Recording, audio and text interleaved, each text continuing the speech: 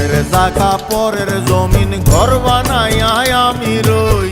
উত্তাল বাংলাদেশ, একদিকে বইছে আনন্দের জোয়ার, ঠিক যেন আলোর উল্টো পিঠের অন্ধকারের মতো ক্রমেই বেড়েছে মৃতের সংখ্যা। একের পর এক স্থানে চলছে হামলা ও খুন। তাদের মধ্যে রয়েছেন একাধিক তারকাও, কখনো প্রযোজক অভিনেতাকে খুন, কখনো প্রাক্তন ক্রিকেট অধিনায়কের বাড়িতে ভাঙচুর। এসবের হাত থেকে রক্ষা পাননি ফোক ব্যান্ড জলের গানের শিল্পী রাহুল আনন্দ। এমন যদি হতো আমি পাখির মতো উড়ে উড়ে বেড়াই সারাক্ষণ। এমন যদি হতো বকুল ফুল সহ বেশ কিছু শ্রোতাপ্রিয় গানের গায়ক রাহুল আনন্দ। সোমবার শিল্পীর বাড়ি এবং সেখানে থাকা শতাধিক যন্ত্র তছনছ করেছে দুর্বৃত্তরা। ওয়ালটন ফ্রিজ কিনে অনেকের মতো আপনিও হয়ে যেতে পারেন মিলেনিয়াল। সেরা পণ্যের সেরা অফার। এটি শুধু গায়কের বসতবাড়ি ছিল না, ব্যান্ডের অনেক গান লেখা থেকে শুরু হয়েছে এ বাড়িতে। গানের অফিসিয়াল স্টুডিও হিসেবেও ব্যবহৃত হতো এই বাড়িটি।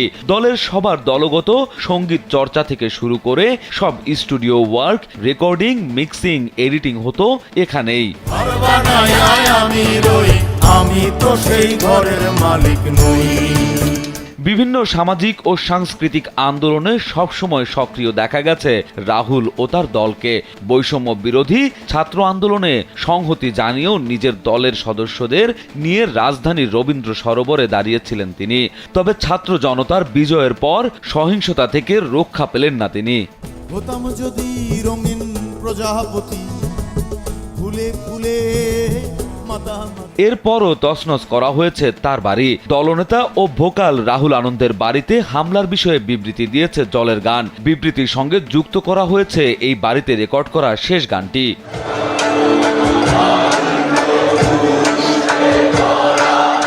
শেখ হাসিনার পদত্যাগের পর ধানমন্ডি ৩২ নম্বরে বঙ্গবন্ধু স্মৃতি জাদুঘরে হামলা চালায় দুর্বৃত্তরা। ওই সড়কেই থাকতেন জলের গানের অন্যতম এই সদস্য।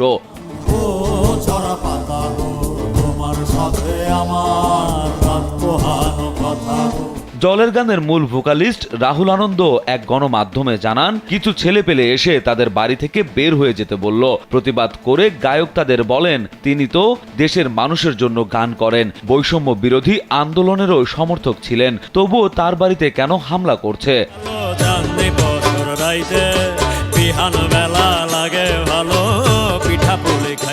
রাহুলের কথা শুনেই চটে যায় দুর্বৃত্তরা। গায়কদের দ্রুত বাসা থেকে বের হয়ে যাওয়ার জন্য হুমকি দেয়। পরে গায়ক বের হয়ে আসলে শুরু হয় বাড়িতে আগুন এবং ব্যাপক লুটপাট। ঘর থেকে লেপ তোশকও নিয়ে যেতে দেখা যায়, এসি খুলেও নিয়ে যায় লুটপাটকারীরা।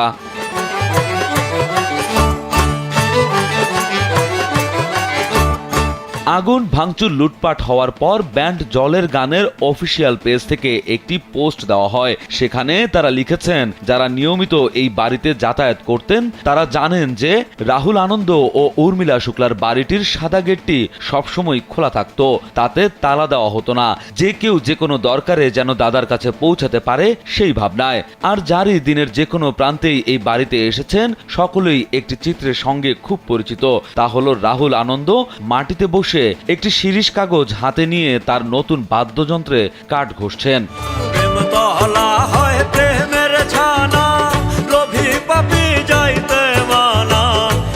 জলের গানের করা পোস্টে সবার উদ্দেশ্যে প্রশ্ন ছুড়ে ব্যান্ডটি লিখেছেন, তবে কি এই ঠিকানায় আবাস হওয়াটাই কিছু মানুষের এত ক্ষোভের কারণ, এত রাগের বহিঃপ্রকাশ? যারা ইতোমধ্যে সেখানে গিয়েছেন কিংবা ফেসবুকে পোস্ট দেখেছেন তারা সকলেই খবরটি জানেন। সকলের জন্য নিরন্তর ভেবে যাওয়া মানুষটিকে পরিবার সহ এক কাপড়ে তার নিজ ঘর থেকে বের করে দেওয়া হয়েছে।